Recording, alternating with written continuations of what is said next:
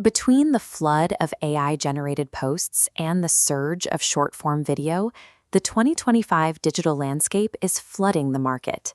Faced with this volume, most businesses try to maintain an active presence on every single app, stretching their limited resources until they stop seeing results. This is platform FOMO, the urge to spend hours filming videos for a trending network without checking if your actual paying customers even use the app. Navigating 2025 requires treating platform selection as a process of elimination, rather than a competition for the highest user counts. To find the right fit, we can evaluate each platform using two specific criteria: audience purchase intent and content production friction. Audience purchase intent measures the user's mindset. When they open the app, are they searching for a solution to a problem, or are they looking for a distraction? Content production friction measures the internal cost, the time, budget, and technical skill required to produce the specific formats an algorithm rewards. Sustainable growth starts when you match your business model's required intent with your team's actual capacity to produce content. This quadrant chart maps the platforms against those metrics. We start with the visual discovery engines, Pinterest and Instagram. Production costs are significant. Success requires curated aesthetic assets and social commerce tools. In exchange, you get deep audience intent and direct-to-cart purchases. The operational trade-off is that organic reach is declining for brands that don't participate in high-production formats like Reels or Pinterest Performance Plus campaigns. For e-commerce, fashion, and design brands, these platforms are the primary landscape for reaching a customer base that buys with their eyes. In the top left are the virality engines: TikTok, YouTube Shorts, and Snapchat. These build massive awareness at the top of the funnel. This category requires a demanding schedule. To stay relevant, your team must output a constant stream of trend-responsive, short-form video.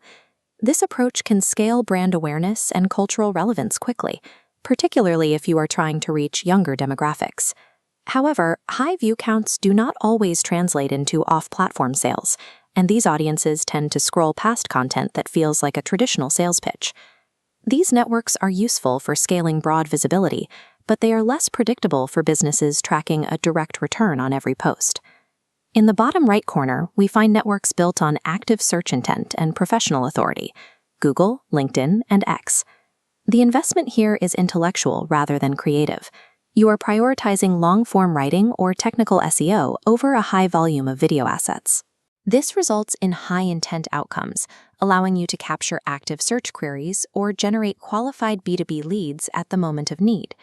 The trade-off is a slower growth curve and higher costs per click compared to the virality-focused networks.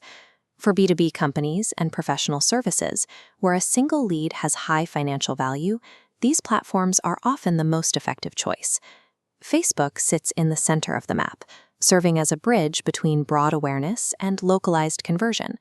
Using it effectively requires mastering Meta's AI-driven targeting tools and maintaining consistent, direct communication with your local community. Since organic reach for business pages is limited, success on this platform is largely tied to paid campaigns and remarketing. It remains a reliable baseline for local businesses and consumer goods, aiming for geographically targeted reach across a wide demographic. We can simplify these choices into a decision tree based on your goals.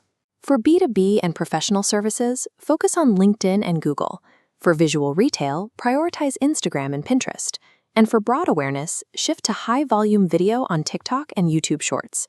Using this framework helps align your team's limited hours with the specific behaviors of your customers. Selecting the platform is only the first step.